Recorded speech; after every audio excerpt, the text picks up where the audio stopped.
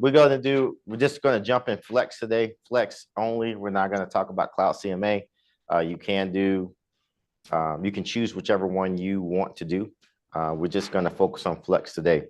Flex is really used, CMAs, let's talk about CMAs in general. CMAs are pretty much used for sellers and buyers.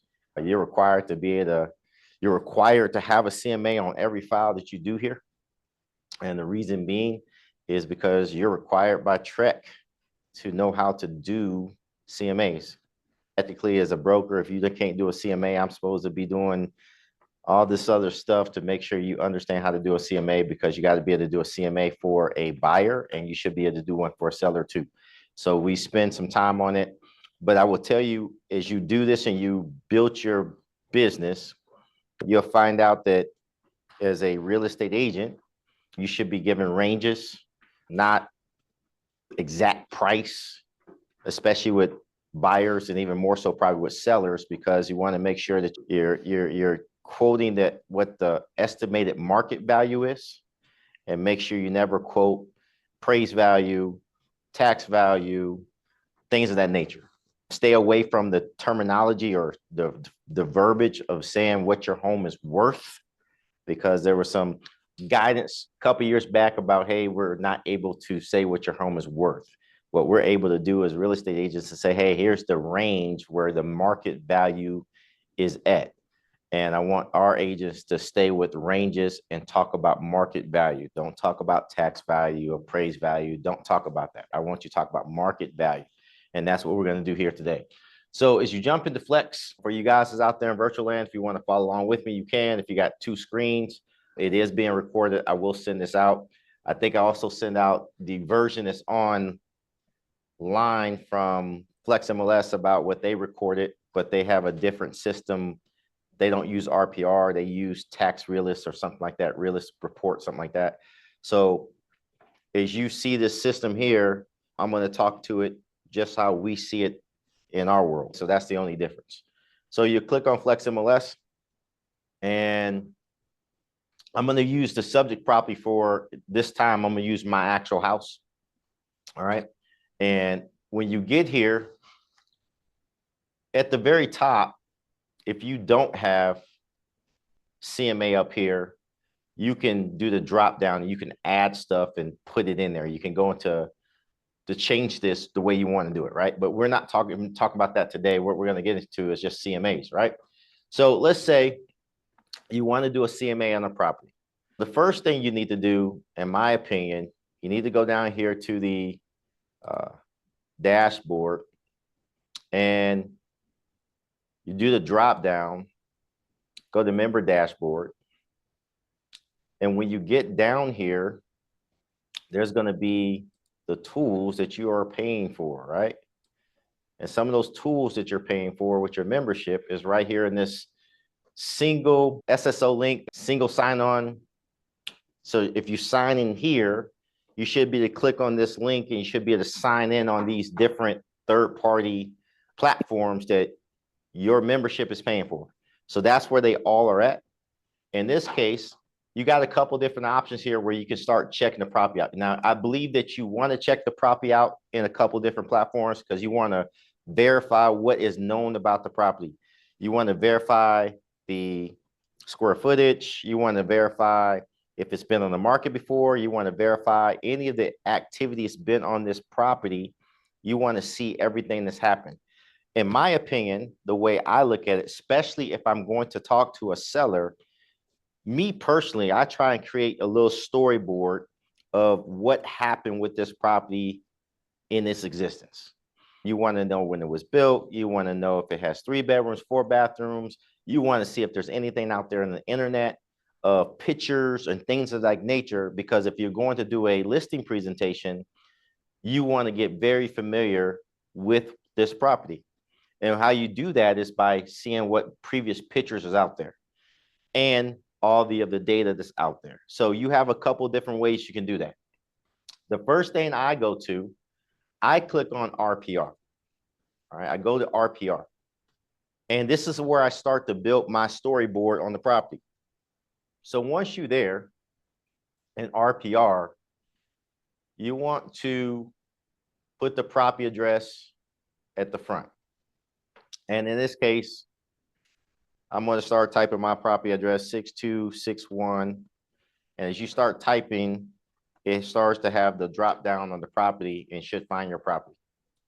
Now, all I'm doing this for is just to do the research on the property. I want to see tax records. I want to see values. I want to see the last time it was on the market and all that, right? So I just start looking at everything. Some of the basic facts: who's the owners, who's the tax record, the year it's built, single family, all this other stuff. I want to start to build this storyboard on it. And as I go down here, I want to look, the most important thing to me when I go to RPR, I want to go down to the legal description, check that out, right? Look at all this information. A lot of times when you're doing the MLS data fields, people ask me like, what schools? Well, you can go to RPR and look at the schools, what's associated with this particular property. What's important to me is I want to go and look at the previous listings. And when I get here, I want to look at, they have a listing ID. I'm going to remember that listing ID. Well, not remember, I want to make sure I want to click on it. And if you click on the listing ID, it'll take you to the last time it was listed and the photos that's still in the MLS. So it's pretty important to me to look at what the property looks like back whenever this was. So this was to look like back in 2017. And you scroll through these pictures and you're trying to look and see, hey, look, what does this property have? How does it look? Does it have granite countertops? You're looking at flooring, you're looking at this, you're looking at all this different stuff, right? Our house don't look like that now, but you're looking at all these different things, right? And as you look at it, you're starting to take mental notes or written notes about the property, right? So this is how you get inside the property if it's been listed before. Now, if it has not been listed before, never been listed, then you just go off what you can see. All right. And this is okay. That's the reason you go into listing presentations with ranges, or you have the conversation on the phone. Remember what I told you guys about on being on the phone. One of the questions on the phone, hey, you can rate your house from 1 to 10, 10 being that it's brand new, 1 being it's not in that good condition. What would you rate your house? If someone tells me, hey, I rated a 7, I go right into what would make it a 10. And usually that question will prompt them into, oh, we need this, we need that, we want to fix this. Or if I don't have pictures, that question is so vital to me so I can get a better range when I go to do the listing, right? So this is what you want to first do. The second place I go before I start doing the CMA, I verify this information. I want to make sure that whatever the square footage is, I want to see if the square footage is still the same versus what's in RPR. I want to see if it's still the same at Central Appraisal District. So I go over to CAD and I put in El Paso CAD and I type that in, hit property search, and then I go and look at the CAD record. I'll probably go from last year, 2024, just look at that. And I'll put the address in there too. Click on details, and I want to look at this as well, see if everything's jiving. There's oftentimes I have a conversation with somebody on the phone and they tell me one name, but when I start looking at the history and tax record, the name that I was talking to on the phone was not associated with the property. That's happened many times. I don't even know how many times that's happened, right? And then I get into this whole process and understand that this person may be driving this whole process, but it's owned by someone else. That's okay. That's not that you can't sell it, but you can only get documents and everything signed by the actual owner. And I've done several deals where I've dealt with someone else and someone else been the owner. They've been elderly or whatever, and their daughter or son is handling everything and things like that. So that's not uncommon, but I think you really need to know who's the real owner. So as you get into this, I want to look at the square footage. Seemed like it's pretty accurate. Got 3,500 square feet there. Got 3,500 square feet over here. And if I start looking, I start seeing discrepancies. It doesn't mean that it's wrong anything. It just means there's going to be another question when I get to the actual listing presentation. How did you get this square footage? Where did you get it from? And sometimes in the past, I've gotten stuff, hey, when we bought the house, this was the square footage from the builder. But by the time it's been years later, somehow El Paso CAD's got something else different. Now, if you get to discrepancies like that, and especially with listing the properties, I've told people many times before, get a appraiser to ask them to do a measurement. And if they do the measurement, I think it costs like $200, 150, $200, not their appraisal, just to get an accurate measurement. And now when you get that measurement from the appraiser prior to listing, when you go into listing in the MLS and you put measured by, guess what you're going to be able to say? Measured by an appraiser. So now that gives it a valid, credible, legal measurement that you can use when you list the property. If you ever get in those discrepancies, I always recommend that you just get it measured. And that cost is not your cost. You should not be paying for that. That should be the cost that the seller pays to that actual third-party appraiser to do that. So don't assume that cost, right? So now I looked at this property and I've got this storyboard on it. I'm pretty good. I'm pretty okay with what I found. It does look like, hey, this says 3,510 square feet. This one says 3,500. So now this would be the question I would go into is, okay, what is it? Let's go look what the last listing had. Let's go back over here. We can also go back over to Flex. That was that one right there. Let's see what they had on the previous one here. What was the square footage on that one? That's 3,500. So we might have a conversation about 10 square feet when I get there. What is this, 3,500 or 3,510? Now, you might sit there and say 10 square feet is not much. If you're talking about $167 per square feet, 10 square feet might be a lot. So it's worth having a conversation about. So we get into that. That's how we get there. But I'm going to use the 3,500 for now to do my CMA. And when I come over here, what I want to do, I usually copy the MLS ID number, the last one. I copy that because I'm going to use this later. So I'll copy this, put it someplace, whatever you want to put it, it's fine. And then I come back over here and I click CMA. And in this case, I'm going to start a new one. It's going to bring you up to the screen to the Create CMA tab. And from there, it's going to ask you what property type are you going to do a CMA on. In this case, we're going to do residential. So I click on residential. It lights up blue. And then down here, you have these different types. If you can say, look, what do you want to do?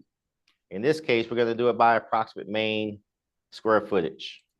Click there and you go hit next. Now, once you get to this page, this is the cover page for Flex. And all it's asking you is who is it for? Probably put the actual client's name in there. And then it has an as of date. And then down here at the bottom, it gives you this option to put comments. For Flex, you should probably have some pre-written verbiage about what a CMA is and what a CMA is not. It's going to be on the top of the cover. You could start it off, hey, thank you for the opportunity to do a market analysis on your property. Let me explain what a CMA is, something like that. I got some examples. I will give some examples to you guys. And there's tons of examples on Cloud CMA. They have some great stuff where you don't have to do all this stuff on Cloud CMA. It's pretty cool, right? So in that case, we'll keep on going. You're going to hit next. And it's going to bring you to this page. This is where you're going to put the subject property inside the property that you're doing the CMA on. You're going to put the subject property in this actual page. Now you have an option to populate all the information manually and put the address and put the city. And then if you go down here, they're asking you about how many bedrooms, total baths, all this other stuff. And you could do that on your own. You could just populate it in there if you want to. If it's been listed before and you have a past MLS ID, it gives you this option, says auto populate fields from an existing listing. That's the reason I copied the actual MLS number. So when I click on it, it's going to give me the drop down for Las Cruces or El Paso. I'm going to put Control V for pasting, and it's going to paste that number in there. Now I hit submit, and when I hit submit, it's going to populate all the information from this listing number into the actual CMA. So I hit submit, and now it gives photos, it gives the bedrooms, it gives the square footage, it gives everything we need, and now I don't have to go and fill that out. So that's one of the ways you can do it if the property was listed before. If it wasn't listed before, you're going to have to manually put all this stuff in. This is pretty recent. How far back would you, if it had never been listed prior all years, or the pictures don't look as good as that one, would you still use the information? Like, would you still use the MLS information? It would be based on the phone conversation I had with the seller. If I found out with the seller that they've done like modifications, they've added a pool and all this other stuff, maybe not. But if they tell me, hey, it's still the same and it hasn't been changed and we've just added some carpet or we just did the flooring, I'm probably gonna go with it if it was in there from the past. If I get to sums, as I've had one property was built 1959, I remember this vividly, and the last time it was listed was like in the 80s. The record popped up, but I ended up finding out that the seller had totally remodeled it, and they added the mother-in-laws and quarters, and they added a pool and all this other stuff since they did it. So I didn't use it. It was just useless for me at that time. But you just got to use a judgment call. And we're going to get to that in 1 second here. I'm going to talk about that. That's going to be my next thing. Okay. But now this, what it does, is the easiest way to do it. Now, if you don't, all right. Now, the other thing here is, just like she was saying, if you don't see all the stuff I have, you can come down here, you can hit new item on the left-hand side. If you're just doing this for the very first time, I think it stops behind, I think, bath vanities. Is that where the new year built? So after year built and down, you guys probably don't have none of this stuff if you're just starting new. Let me tell you how I've gotten to this point where all this stuff is still there. You go down here, you hit new item, and it gives you a drop down and you can start to add all these things. Now, I've have mine built out because this is pretty routine of what I do with residential sales. You may start doing this, and this, you maybe have something totally different. You may say, I want more or less. But if you want to add something, you hit new item and you do the drop down, and it's going to give you the opportunity to add whatever category that you want. Now, you're going to get into this. And as you see this, they got categories, and you're going to see there's going to be like subcategories up under those categories if you want to really fine tune it. Like it says HOA, right? And you could actually go a little bit further and purge this a little bit more of different categories. I stay pretty much general to the categories based on, if you look at what I have here, I have cooling. If you go down to cooling, it breaks down cooling even more. But I don't do all that, right? I just need to keep it to the general topics I need to have, and then I know how to adjust. And we're going to talk about adjustments here in a second, and I know how to adjust it. And you're going to know how to adjust. So I recommend that you only have the major categories that you're going to really deal with. So this is how you would add. Now, if you want to, now go right up under here. What I will do, you guys got year built? So what I will do, just for a second here, give me a second. I will do this so you guys can have it. And I'll put that on the chat if you guys want to build this stuff out later. Do you think it's required? Why did you add all of it? Why would I add them? I'm not done. Just 1 second. Let me show you. I do this for one purpose. It saves me time. So once you get the categories that you want, what you do, you come down here and you should click on this where it says save and replace template, and you should make it a template. So every time you do this, it's there. If you don't put something in here, let me go back. If you, let's say I don't put something there for fireplace. Delete. If I left that blank, when I get my CMA at the very end, it doesn't have fireplace on there. You see what I'm saying? It won't have a category for fireplace. So once you save it as a template, you have to basically put a entry in the category of there. If you put it in there, then it works. It's going to do it for you. But if you left it blank, it won't have it. So why not have everything you normally routinely use and have it there? So if you don't, every time you do a CMA, you have to add it manually. So that's the reason I keep all mine there. I guess my question is more like, why I've been doing CMAs without all that information? So it's like, what is it changing? Is it actually helping your numbers, or is it just details? Yes, it's going to change based on when you make adjustments. All right, right now, if you just left everything off there and didn't make any adjustments, your pricing will be a lot different than my pricing. Your pricing may be, I'm going to say, less accurate than my pricing is going to be. And don't get me wrong, I know 90% of agents do not do this, but they are supposed to be doing this. All right, this is exactly along the lines of the PSA Pricing Strategy Advisor course that you're supposed to be doing this and to get the range. And even though I do this, I still come into a listing presentation with a range. I'm trying to tighten my range and make sure I got some fact-based information to sit there and say, hey, Mr. Seller, this house had granite countertops. Yours did not for the subject property. And I gave the value for granite countertops for this. And this is the reason why yours is less than that one, because it had granite countertops. Or, hey, Mr. Seller, this one had wood flooring. You have carpet. This one was more expensive than yours because it had more amenities. That wood flooring was an adjustment of $4,500. That's the reason yours is not $4,500 more. So when you get into it and you can really fine tune it, you can have a lot of fact-based information of why your pricing is where it's at. The only thing that we really don't have, and I really hate that we don't have enough data to support solar panels. That's where we always have this discrepancy about solar panels. You'll never have me put solar panels on there until we have enough data for how we would adjust that.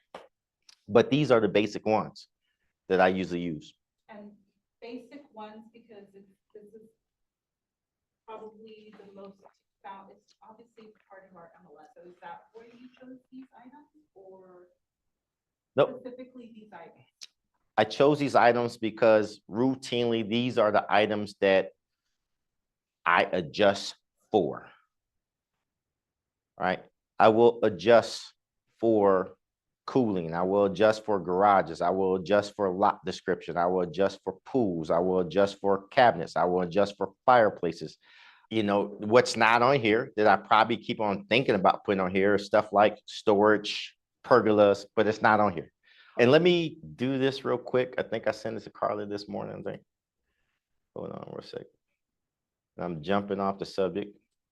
And to support what we're talking about, here's what we've been using for pretty long time, all right? And this came from the Texas Real Estate Education. If I'm correct, I think they're located at Texas Tech. And this is what we've been using for adjustments. So if you look at some of the things that they have for us where you're going to adjust properties for, they have gross living square foot, basement, bedrooms, full bath, half bath, lots, garage, pools, locations. If you do look at all this stuff, you're going to see it aligns pretty close to what we have on our adjustments for the MLS. Now, what's not on here that because we got to be hyper local in our area. I noticed that this didn't really have anything over here about countertops, right? We know there's adjustment for countertops in our local area. So that's the reason I've added to it. So that's just over time, that's what I've had. Carla ended up making one herself based on, she just passed a PSA certification course. And out of her PSA certification course, she started to make one up herself, which is amazing. And I did the comparison this morning with hers, and hers it's really similar. And you start looking at hers, it's really similar. And some of the basic stuff is still the same on the side: air conditioning, age of the house, basements, bathrooms. I didn't have anything about busy streets, but she learned something about busy streets: decks, dining rooms, family rooms, fireplace. So all you're doing, if you do this right, you're just fine tuning the pricing for your seller, or in this case, your buyer. Now, I don't do all this for a buyer. If a buyer asks me to do a CMA, I do the quick CMA, because again, I'm only trying to get a range. I'm not going to do a full breakdown on the CMA for a buyer. I'm just trying to get a quick CMA to see if this price is along the lines. So that's the reason. Does that answer your question? All right, sure. We will. I'll share both of them. And I liked what she did. Her range is a little bit more broader, but mine was tighter. But again, this is what we're trying to do. Okay, let's go back to our CMA. Obviously, you would probably need to put some work in here, add some categories, things of that nature. But once you do it, you'll have the information you need to start to do this. Now, once you get here, you have that all accurate. The next thing you're going to do, you're going to hit next. It's going to bring up this field, and it gives you these options of how you're going to collect comps. This is the screen where you're going to find out, hey, look, I'm searching for comps. It gives you a couple of different areas. You could do it by a range of mapping. You could do it by a previous list that you've had. I really never use this. Or you can actually enter by actual MLS numbers that you've collected. It's probably the most safest way to probably do it within a radius, because we want to be, again, hyper local around that property. Now, if we had a unique property, such as something like, hey, we had some mixed use, hey, it's half a residential and it's half commercial and it's half all this other stuff, you would probably not want to use a radius, because it's probably not going to have that around it. Whenever you get in unique properties, you're going to start going outside of your radius, and that's going to be totally fine. According to the PSA, you probably have to do that, right? But in this case, we start off, they give you the default of a 0.25 mile radius. That's fine. It's okay. And if you click on this, you're going to hit find comps. It's going to give all the activity in a 0.25 mile radius around the subject property. Now, the view on this is a little bit different. You can change the view if you wanted to. Let me go over here. And you could change this to whatever you want to look at. But I'm okay with the view. But if you really wanted to change it, you could. I'm going to hit save here. I'm going to go dismiss, actually, cancel this. Now, if we wanted to edit this search and take things out, because we got active, we got pending, we got closed, and we're telling Flex right now to look 2.5 mile radius around this, but we got to go fine tune this and go a little bit further. So we go to edit search, and over to the left-hand side, we start to look at things a little bit differently. And we go to property type.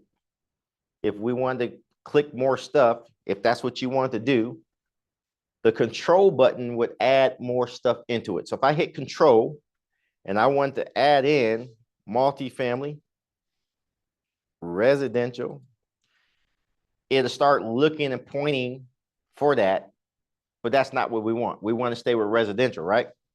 That's not what we want. So I'm going to get out of that. I'm going to click off this, and I just want residential. But if that's what you was looking for, people ask me, hey, I want to do a rental CMA. This is how you would go and do a rental CMA the same way, right? And now we just start to fine tune each category that we think is important for this CMA to really give us a good price. In this case, I like to use closed and only closed, right?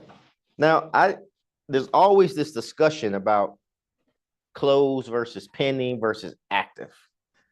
I want to know what's pending. I want to know what's active, but how I come to pricing, and I'm going to use closed data. Closed data gives us everything we really need to have to tell the seller, hey, this is the activity. This is where buyers and sellers are really exchanging in your market. And this is the hardcore facts about what's exchanging at this time in the market. Now, that's not to say that I won't sit here and give the seller a look at what's active. I want them to know what the competition looks like, right? Here, excuse me. I want this pending. Come on, my control's not working. Is yours working? Mine is not. I would go in and still do active and pendings. You may even look at expireds too for your own personal knowledge, because if expired, maybe you could probably get a storyboard based on expired listings, how long they was on the market, if they were overpriced.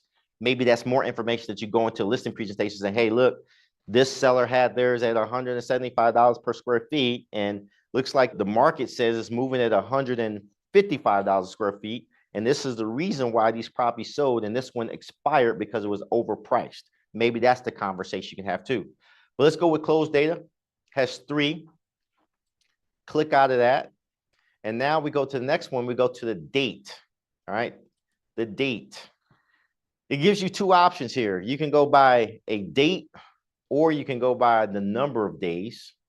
And when you click on this, you can go back 30 days. You can put whatever you want in there. In this case, let me go back 90 days. Not 990. 90 days. And now it's going to, Flex is going to go back 90 days. Now, if I don't have enough comps in 90 days, we got to keep on going back a little bit deeper. And let's go back to 180 days. Look like we have 3. Now, the other things we got to fine tune, we want to make apples to apples, compare apples, oranges to oranges. Now, let's see what we've got here. And if we need to add a field, we can. If you want to add something, this is where you go here. And let's just say this house had a pool, but you don't see pool as an option over there. And I'm just doing this as an example. You can go up to pools and click pool. And you can give it the option as everything we want to look at. Since your house had a pool, we click this and just put yes. And if we do that, it's narrowing down. So there's 2 houses with pools, right? You could do the same thing with HVAC. Saying, hey, look, I only want it. My house has a refrigeration there. I don't want to compare it to another cooler or whatever. You wouldn't want that comparison, and make your comps a little bit more accurate, right? Yes, ma'am. So you have 3 options. Which one would you like? You have the HOA amenities, other. I always go with the general, right? So I went with pool on property and I just put yes. Now, if you want to go a little bit deeper, hey, you want to, it depends on our activity. So when we was in, let's go back to COVID, when everything was just flying off the market, right? I would probably go down to the 3rd one down here because everything was selling. I would put, hey, I want a in-ground pool, because we had so many and I could narrow it down because I had so many, but right now it's probably not like that. So I just do a little broader view so we can get some comps. But good question. All right, in this case, there's 2. Now the MLS will have if it's a pool or not. Right, but if the listing agent was not as specific as selecting in-ground pool, it might not say that. Listing in, it requires you to put what type of pool in. Okay. It does. Above ground, things like that. So when you input a listing, they do require you to put that. You have to put a field in there. Okay. It does. But I can see where you're going with it. If there was something that they were missing, yeah. But for the most, It's accurate, I mean, to make the move. correct. Okay, so you can see where this goes. Now I'm gonna get out of that. I'm gonna check this off. I'm gonna put no. I don't want that because that's gonna narrow this down, and it would be bad for my example. So it has three results. I click on that, and now it has these three results. If we want to look at the details, we'll go over here, look at the details of those three. And this is where we start to look at versus what we have for the subject property versus what the comps are. I'm not going to sit and go through this right now for the sake of time, but I'm going to show you how to keep on going through the CMA. Let's say these all fit. Let's imagine, everybody press the imagine button for whatever it's worth, that these all fit as good comps, which they don't. They do not. I know that, right? But we're going to say they're all fit. This one's 1,700 square feet. I went compared to a 3,500 square foot house, right? But let's say they all fit. Everybody with me? These are good comps in fantasy land. And we go here and we would select each one of them. 1, 2, and 3, or we could have select that box at the top, right? Now we hit select 3. For those are the ones that we're saying they're good comps. And now that we got it selected, we point it flex into the right direction and we select these 3. We just go back up to the right here and we say return to CMA. And now you get to the screen where it has those 3 selected. If we miss something and we want to add something, it has this ability that you go back over here, you say add more comps and it'll take you through the whole process again. Or you want to add something by MLS number, you could add it again, right? You want to take something away. If you want to take something away, it has a little garbage stain over there. You can click it out of there, right? And take it away. Let's imagine that this is our good comps, our really good comps. We're going to hit next there. Now, this is where the adjustments come in. All right, the adjustments come in. And this is how we'll look. We'll click on each one. You can see that it has no adjustments just yet. Let's do the adjustment. You have a couple of different options here. The first one, you would click on one house or whatever you click on, it's going to open up in another window. And it gives you this opportunity to look what this one has versus the other one has and stuff like that. We will look at the central air, look at the pool, all this other stuff that we have. And then we'll say, look, this one has a pool. Let's use this as an example here. It has an in-ground pool. My house doesn't have a pool. So let's just use that as an example and go back. I would come down here and add a new adjustment. And I will put the pool in there. So this one has a pool. A pool is superior to no pool. So if superior, then you have to subtract. The great thing about this is what you do over here. This is where your values come in. So let's go back to our sales volume over here. It says pool over here. I think it has pool, right? Should have a pool. It says, okay, 7,500. Right? $7,500. Carlos has a little bit differently. I think you had what? 12, I think you had 12.5. She had a range from whatever. Now I will tell you, just because I've been doing this for a while and I've seen a lot of appraisals, and every time we get an appraisal, I go and look at it every time. So you can only imagine how many appraisals I've looked at. I've noticed that pools can be up to about $15,000. If you get into the Franklin Mountains area and Kern and stuff like that, those pools are probably going to have a value with the appraisers about $15K. Northeast El Paso, probably 7,500, probably a good number. 6 to 10. All right. But I'm going to use the 7,500 for now. So in this case, I go back over here and I put the $7,500 in there. And now I change, because we got to adjust the comp. We don't adjust the subject. And I put a minus sign there. Now you're going to watch when I do that, this price is going to change, right? It changed the price and adjusted it for the $7,500.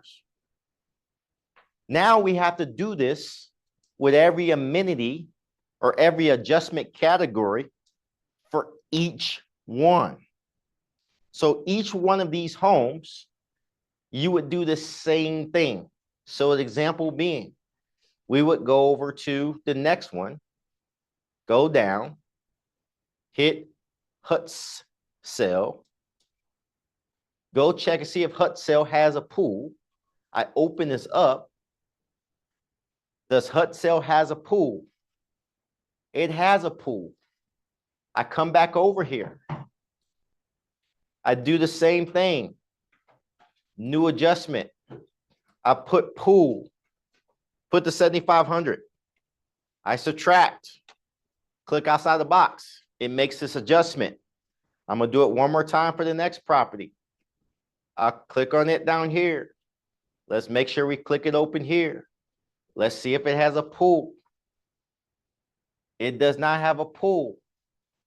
So guess what? Mine don't have a pool. There's no adjustment needed for this one. And we would do that with all the categories that we feel or think that we should adjust. Probably the same ones along the lines of what we had there, right? And we would do that for every amenity. That's manually doing it right there. That's manually doing it. Now, another way that you can have is you have this ability to do the auto adjust comparables. Now, before you do this, you have to set it up. And the way you set it up, you have to come over here and say, edit your adjustable list. Click on this. And this is where you can manually, right here, put everything in prior to. You save it. And now, when you save it, let's do one, just so you guys can see. Let's say I was going to add something new. Let me add something fake. You go to add new. I go down to property type, which is residential. You can do this for rentals or whatever. And now I want to add a field. Let me get something I probably want to put in here. Now, to your question though, you see what's in there, right? You can only have so many, right? Because these are the only categories they have for you. So that tells you that these are the categories that you would make adjustments for. So that's the reasons there. And I think I have everything in there. I think I do. I do. I don't have nothing else in there I can put in there. But this is how you would add the actual adjustment fields. So we're going to go back. I'm going to get out of this. Let me stop there. Hold on. If you want to do it. When you do the auto adjustment and you, let's say we don't have it selected, do we also have to put a? So let me make something up. Let me just throw something there so you can see the whole thing. Let me say I was going to do home length. It opens this up there and I can put this in here. And let's say my value on that was that I got was $2,000, right? I hit save. And now it should be in my auto adjustment someplace in here. I hope it's in there. Home length. There it is. At the bottom. So now if that's the case, I return to my CMA. And now when I do auto adjust without doing anything, all I got to go here is just hit auto adjust comparables. And it does all the adjustments for me without doing the math, without doing anything. It just does everything for me based on I've set it up. I hit OK. It says there's 3 adjustments made. I click and it's adjusting everything for square footage, stuff like that. It saves you the time not to do the math and not to do the plus or minus signs, stuff like that. So those are the 2 options you have. Now the auto adjust takes some time to set up, but it's worth setting up one time because if you set it up right, you get one of these sheets, you put everything you can to put in there and you set it up there. And now you go do a CMA. It doesn't take you that long to do a CMA if you got the auto adjustment there. Just click, you're done. Hey, Mr. Seller, let's do this listing pre. Does that make sense? So let's say we did all of that stuff. The next portion of this of what we have to do is we're going to hit next. Imagine we're in Fantasyland. We've done all the adjustments. We're done. This is just for Fantasyland. We're done. We click. Now it gives us this summary. And in the summary, you can look at the data, the one-liners up there about, hey, sold price, adjusted price, adjust totals. It gives you this days on market average, price per square feet, and the sold data, average list price. You can see all this data, average approximate square footage of main property. And then it comes over here, the next thing up here, if you hit next, it gives you this recommendation. And here's where I say, this is the adjustment I want you guys to make. I would never go in there with the price of 342,963. I would probably give myself a range, plus or minus 2,500 bucks. So I would drop that down to $2,500 on the left, and I would generally do it. So looking at this, 342, I'm gonna say 340 to 345 is the range I would probably go in there. Now that would depend on a lot of different things. It would depend on how I felt, how accurate it was. If I had enough adjustments, I had all the data.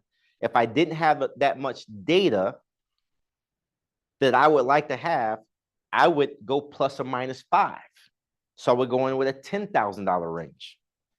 It all depends on how you feel. You got to have some intuition in this, in my opinion. This is what it's about. But if I was going to this listing presentation, I would walk in there with a range of 340 to 345 and speak confidently based on, hey, I made all my adjustments. I know what's active on the market. I know what's pending. I know it closed. I know the amenities. I know the adjustments. And now you can speak very confidently with someone saying, hey, look, this is what I know that the price is going to be for its market value. All right. Why not? I don't like it. They do recommend to use that, but I just don't like it. So you could do that. You could do by a percentage, right? But I just like to do the plus or minus 5,000. You can do that. I'm not saying it's inaccurate. I know you don't use Printout here, you use the cloud one. So go ahead, ma'am. Because you know how this one here, automatically you're able to print the sheet out if you use the Flex, right? And it gives you the page where it says the low and the high recommended. Mm-hmm. Does it not do that at Cloud? You don't use that? We're going off the subject. Oh, sorry. I'm going to talk about Cloud later. But usually I do it here and I input. You don't use this sheet. You don't use this sheet. I don't like the way it looks at the end. Okay. I hate it. Okay. I think the presentation of this looks blah. Okay. All right. I like I'm cheesy a little bit, so I like a little cheesy presentation on that way. But I feel this is more accurate than Cloud. All right. So anyway, let me go back over here. Let's look at this, go next. Now this is your last page, and this is where you get the opportunity to select what you want at the very end of this. And if you deselect something, it won't be on the end at the end of the report. But if you select this, it'll be there. And then whatever you don't want there, you can. It gives you the option of how it will look. You can do it with this. It's not don't have as many photos and things like that. And then you come here, you save it, or you can view it. In this case, you can go view it. You get saved from it right here. And as long as you have all your information, you could get the CMA and print it and stuff like that. Now, remind you what's not there. I didn't put any comments in there about what the CMA is. That would be on the cover photo and all this other stuff. That's not there, right? But that's one option. Or you come back here, you hit save, and you could save it up under a name and hit save. And now that'll be saved and you have it. And then you could go to print it out, take it with you on your journey with your seller.